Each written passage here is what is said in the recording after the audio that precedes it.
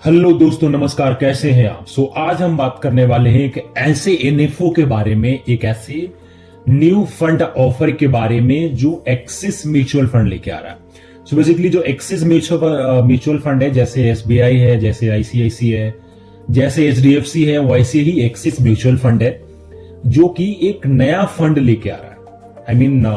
मतलब NFO always doesn't mean कि आपको उसमें इन्वेस्ट करना चाहिए। इवन मैं भी रिकमेंड नहीं करूंगा कि इन्वेस्ट करना चाहिए या नहीं करना चाहिए, बट मैं आपको ये बताने वाला हूं कि एनएफओ क्यों लेके आ रहे हैं, प्लस ये जो एनएफओ लेके आ रहे हैं इसके अंदर है क्या।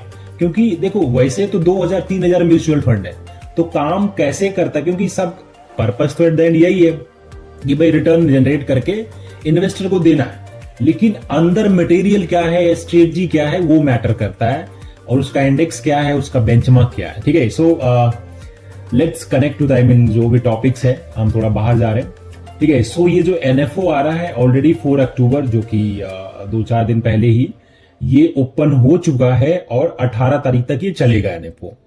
अब ये एनएफओ जो पीरियड होता है, इस पीरियड में कोई भी अगर पैसा लगाता है तो उसको एक फिक्स प्राइस पे मिलता है, जो कि है 10 रुपए। ठीक है, तो इसमें कोई घबराने की बात भी नहीं है और एक्साइटमेंट की भी बात नहीं है, क्योंकि हर एनएफओ का प्राइस ही 10 रुपया होता है। ठीक है, अब जो एनएफओ का नाम है वो है एक्सिस निफ्टी 500 वैल्यू 50 इंडेक्स। अब यहां पे एक्सिस को चलो अभी साइड करते हैं। तो basically Nifty 500 value 50 index fund, ठीक है, ये एक पैसिव स्ट्रेटजी है। पैसिव स्ट्रेटजी में क्या होता है कि ऑलरेडी जैसे एनएससी, हमारे पास दो एक्सचेंज है बेसिकली, एनएससी और बीएससी। तो एनएससी और बीएससी ने पहले ही अपने इंडेक्स बना रखा है। ठीक है, ऑलरेडी कैटेगराइज कर रखा है, ये इंडेक्स है, ये इसके अंदर स्टॉक्स है और ये इसका स्ट्रेटजी है। अब ये एक तो ये पैसिव स्ट्रेटजी है, तो मतलब यहां पे जो एक्सिस म्यूचुअल फंड है अपना दिमाग नहीं लगाएगा, मतलब उसका जो भी फंड मैनेजर है अपना दिमाग बिल्कुल भी नहीं लगाएगा, क्योंकि ऑलरेडी एनएससी ने एक इंडेक्स बनाया जिसका नाम है निफ्टी 500 वैल्यू 50 इंडेक्स फंड। ठीक है, तो ये पैसिव है तो यहां पे दिमाग नहीं लगाएगा। तो अब हम इन्हीं का पहले इंडेक्स का जो फैक्ट शीट है ना वो देखते हैं, वो क्या बोलता है। So the Nifty 500 value 50 index consist of 50 companies from its parent Nifty 500 index selected based on their value scores like P, PB and dividend yield। ये 3-4 स्ट्रक्चर मतलब फॉर्मूला है, जो मतलब पैरामीटर यू कैन से, ठीक है, वो use करते हैं to categorise, to filter that 50 stocks. करने का मतलब है इनके पास जो बकेट है, बकेट तो 500 का है, मतलब जो ऑप्शन खुला हुआ है वो 500 कंपनी का खुला हुआ है, लेकिन यहां पे ये इन्वेस्ट करेगा सिर्फ 50 कंपनी में। ठीक है, और वो डिपेंड करता है कि उसका स्कोर क्या है। सो स्कोर जनरेट करते हैं from price to earning ratio, book value और आपका सेल्स टू प्राइस रेशियो और डिविडेंड यील्ड से। ये 4 टेक्निकल इंडिकेटर है जिसके बिहाफ पे ये चेक करते हैं कि कौन सा कंपनी में कितना लगाना है। ठीक है, अब यहां पे एक्सिस कुछ नहीं करेगा, ये जो खुद एनएससी है, एनएससी सेमी एनुअली इसको रिवाइज करता है, इसको रीबैलेंसिंग करता है। मतलब जरूरी नहीं है कि जो 50 स्टॉक्स एक बार उसमें आ गया वही सेम 50 चलता रहेगा। ठीक है, सो अब हम इसकी रिटर्न की बात करते हैं, क्योंकि देखो फंड दो ही है, एक यूटीआई का है, आप यूटीआई का देख सकते हो, जो यूटीआई निफ्टी 500 वैल्यू 50 इंडेक्स है उसका ऑलरेडी रिटर्न आप गूगल पे चेक कर सकते हो, तो उससे एक आइडिया मिल जाएगा कि कैसा रिटर्न जनरेट करता है और स्ट्रेटजी क्या है। स्ट्रेटजी तो बेसिकली आपको यही दिख जाएगा इसी फैक्ट शीट में। तो रिटर्न तो ऐसे कंपेरेटिवली बहुत अच्छा है। लास्ट 1 ईयर में जो इंडेक्स है, एज ए इंडेक्स अप्रोक्स 70% का रिटर्न दे चुका है, और अगर मैं लास्ट 5 ईयर्स का भी ऑन एन एवरेज रिटर्न की बात करूं तो वो भी आप देखोगे अप्रोक्स 35% है, जो कि बहुत अच्छा रिटर्न माना जाता है। और इंसेप्शन से भी एक अच्छा रिटर्न मेंटेन कर रहा है, जो कि 2005 का इंसेप्शन डेट है, वो है आपका 15%, जो कि I think 2.5x of FD. ठीक है, तो हमने ये बात किया कि ये फैक्ट शीट क्या बोल रहा है, मतलब एट द एंड जो पैसा लगाना है वो इसी इंडेक्स में लगाना है। अब मैं आपको टॉप 10 कंपनी दिखा देता हूं। एनटीपीसी लिमिटेड है, वेदांता ऑयल, आपका ओएनजीसी हो गया, Grasim, Hindalco, Coal India, Power Grid Corporation, Tata Steel. So basically ये टॉप 10 स्टॉक्स है। मैं वो लिस्ट भी शेयर कर दूंगा जहां पे जो 50 कंपनी में इन्वेस्ट करने वाला, वो भी मैं लिस्ट लगा दूंगा, वो आप चेक कर सकते हैं, ठीक है। बट यहाँ पे एग्जांपल लेते हैं, जो 10 कंपनी, आपका 50% पैसा तो ये 10 कंपनी में जाएगा। फॉर एग्जाम्पल, आपने अगर 100 रुपया लगाया है इस इंडेक्स फंड में जो एनएफओ आ रहा है, तो आपका हर 100 रुपए पे 5 रुपए 79 पैसे एनटीपीसी में लगाएंगे, 5 रुपए 33 पैसे वेदांता में जाएगा और 5 रुपए 26 पैसे ओएनजीसी। ऐसे ही जो रेशियो है ना, जो वेटेज है, परसेंटेज, इसी वेटेज में आपका पैसा इन्वेस्ट होगा। तो आप चाहो तो ये 50 कंपनी में अपने हिसाब से इन्वेस्ट भी कर सकते हो, क्योंकि वहां पे आपको एक्सपेंस रेशियो नहीं लगेगा, ठीक है। So back to the fund, हम फंड पे थोड़ा सा बात करते हैं। इंडेक्स की बात कर लिया तो ये आपको एक आइडिया लग गया होगा कि एक्चुअली में कैसा फंड काम करेगा। और मैंने ऑलरेडी बता दिया है, पैसिव स्ट्रेटजी है, तो एक्सिस म्यूचुअल फंड यहाँ पे कुछ भी दिमाग नहीं लगाएगा, आपका पैसा लेगा, आपके बिहाफ पे इंडेक्स में जो भी 50 कंपनी है वहां पे ये पैसा लगा देगा, ठीक है। एनएफओ का डेट मैंने बता दिया है, 4 अक्टूबर को ओपन होगा और 18 अक्टूबर को क्लोज हो जाएगा, ठीक है। सो अब यहां पे क्वेश्चन आता है, निफ्टी 500 है, वैल्यू 50 क्या है।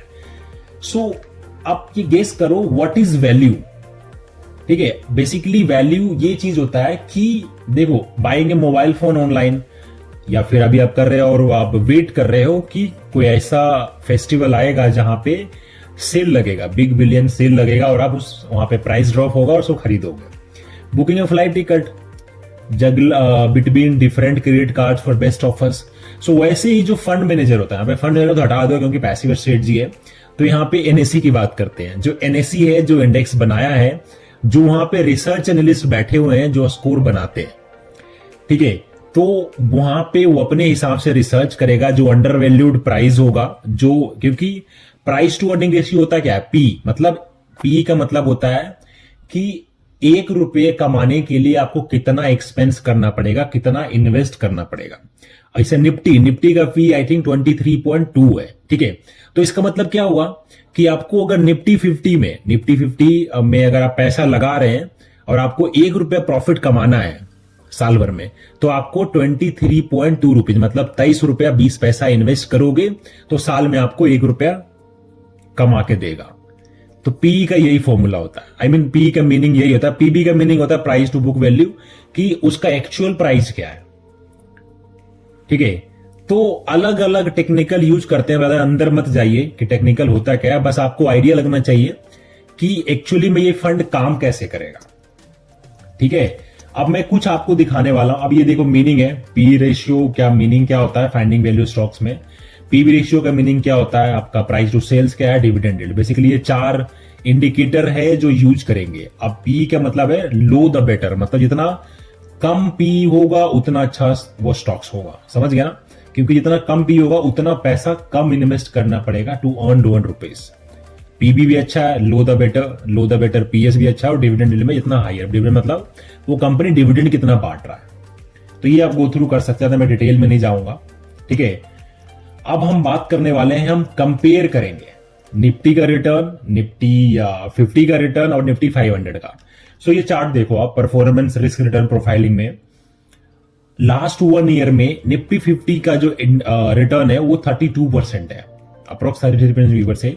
निफ्टी 500 का रिटर्न है 42%। और वही अगर आप निफ्टी जो ये इंडेक्स है जहां पे एक्चुअली में आप पैसा इन्वेस्ट करने वाले हो, वहां पे 86.7% रिटर्न है लास्ट 1 ईयर में। इसका मतलब ये है कि अगर किसी ने लास्ट ईयर 100 रुपया इन्वेस्ट किया होता तो उसका आज वैल्यू होता है 186 रुपए 60 पैसे। लास्ट 3 ईयर्स का अगर डेटा देखें, निफ्टी 50 ने ऑन एन एवरेज सिर्फ 15% का रिटर्न बनाया और निफ्टी 500 ने 19% का रिटर्न बनाया, मतलब 19 अप्रोक्स। लास्ट एब्सोल्यूट रिटर्न देखोगे तो 57%। लास्ट मतलब 3 साल पहले अगर किसी ने पैसा लगाया होता तो निफ्टी 50 में आपका 145 बन गया होता 100 रुपए का चीज। निफ्टी 500 में आपका 19 अप्रोक्स 157 रुपए हो गया होता, मतलब 100 का चीज 157 का हो गया होता। वही अगर कोई निफ्टी 500 वैल्यू 50 में लगाता है, जो ये इंडेक्स है, हालांकि अभी यूटीआई लेके आया था, तो उसमें अप्रोक्स देखोगे पैसा डबल से भी ज्यादा हो गया होता। और अगर इंसेप्शन से भी रिटर्न देखोगे तो बेटर देन निफ्टी 50 और बेटर देन निफ्टी 500, क्योंकि इसको आपने कहीं पे सुना होगा स्मार्ट बीटा इंडेक्स या फिर स्मार्ट बीटा ईटीएफ।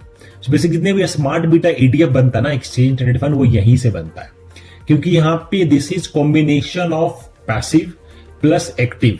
समझ रहे हो, यहां पे पैसिव भी पैसिव इसलिए क्योंकि एनएससी ने इंडेक्स बनाया है और फंड मैनेजर दिमाग नहीं लगाएगा और उसमें लगा देगा।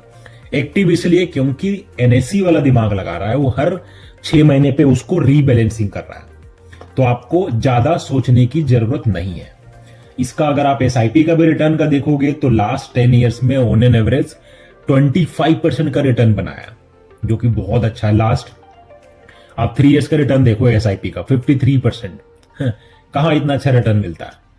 ठीक है, आप ये भी देख लो स्टेइंग लॉन्ग टर्म हेल्थ में निफ्टी जो 500 है उसने 12 टाइम मतलब 100 का चीज 1200 का बना दिया है। वही अगर मैं ये जो आपका इंडेक्स है जहां एनएफओ आया उसने अप्रोक्स 20x बनाया, मतलब 100 का चीज या फिर ₹1 का चीज ₹20 का हो गया। ठीक है, सो फंड आपको समझ आ गया होगा, मैं ज्यादा डेप्थ में नहीं जाऊंगा, डेप्थ में मतलब मैं जाना भी नहीं चाहता हूं। ठीक है, अब क्वेश्चन आता है टैक्सेशन प्लस एग्जिट लोड। अब क्योंकि इंडेक्स फंड है तो एग्जिट लोड नहीं होगा, जब मन करे पैसा आप इन्वेस्ट करिए, जब मन करे पैसा आप निकाल सकते हैं। सेकेंड चीज टैक्सेशन, वो है इक्विटी का, प्योर इक्विटी का। इक्विटी का टैक्सेशन पहले कुछ और था, अभी मैं आपको बता देता हूं। सो बेसिकली अभी अगर आप 1 साल से अंदर पैसा निकालते हो, मतलब आपने अभी इन्वेस्ट किया जो कि 7-8 अक्टूबर को, मतलब बेसिकली एनएफओ का डेट आएगा जो कि 20 तारीख को अलॉटमेंट होगा। तो सपोज आपने 20 तारीख को इन्वेस्ट किया, 20 अक्टूबर 2024 को, अगर आप 21 अक्टूबर 2025 से पहले पैसा निकालते हो तो जो भी प्रॉफिट होगा, मतलब 1 लाख हो 2 लाख हो, उसके ऊपर 20% फ्लैट टैक्स है। सपोज आपने 10 लाख रुपए इन्वेस्ट किया था, वो बन गया 12 लाख और आपने 1 साल से पहले निकाल लिया, तो 2 लाख का प्रॉफिट है टेक्निकली। तो 2 लाख पे 20% जो कि 40,000 रुपए आपका टैक्स जाएगा। वही अगर आप 1 साल के बाद निकालते हैं, तो सेम एग्जांपल लेते हैं, आप 2 दिन के बाद निकाल, जो कि 1 साल से ज्यादा हो गया, तो यहां पे क्या होगा, आपका 10 लाख का 12 लाख बन गया था, तो 2 लाख का प्रॉफिट है। 1.25 लाख प्रॉफिट जो होगा वो फ्री होगा, मतलब 1,25,000 पर टैक्स नहीं लगेगा। बाकी का जो 75,000 बचेगा उस पे 12.5% का टैक्स लगेगा, जो कि आपको कब पे करना है। देखो एक ना मिसकंसेप्शन होता है हर किसी के दिमाग में कि टैक्स म्यूचुअल फंड काटता है या टैक्स बैंक काटता है। नहीं जी, टैक्स म्यूचुअल फंड भी नहीं काटता है, टैक्स बैंक भी नहीं काटता है। म्यूचुअल फंड में अगर 10 लाख 12 लाख 200 रुपए शो कर रहा होगा तो पूरा पैसा आपके बैंक में आ जाएगा। तो बेसिकली टैक्स आप जब दोगे जब आप इनकम टैक्स रिटर्न फाइल करोगे, उससे पहले आपको टैक्स नहीं देना है। तो बैंक भी नहीं काटेगा, म्यूचुअल फंड भी नहीं काटेगा। जो टैक्स भरते ही नहीं है, जो इनकम टैक्स रिटर्न फाइल करते ही नहीं, उनके लिए टैक्स 0 है, भूल जाइए, आपको कोई टैक्स नहीं देना। ये उनके लिए जो बेसिकली रूरल एरियाज में रहते हैं, जहां पे थोड़ा सा मिसकंसेप्शन होता है कि टैक्स काट लिया है, क्योंकि एफडी के केस में टैक्स कौन काटता है, टीडीएस, वो बैंक काटता है। बैंक पैसा काट के देता है, बट इनके अब वहां पे आप इनकम टैक्स रिटर्न फाइल कर रहे हो नहीं कर रहे हो मैटर नहीं करता है। अगर 10,000 से ऊपर आपका इंटरेस्ट बना तो टीडीएस काट लेते हैं, but in case of mutual fund यहाँ पे टीडीएस भी नहीं कटता, ना कोई टैक्स कटता है। अगर 10 लाख का 12 लाख हुआ या 10,000 का 12,000 हुआ तो पूरा का पूरा पैसा आपके बैंक में क्रेडिट हो जाएगा।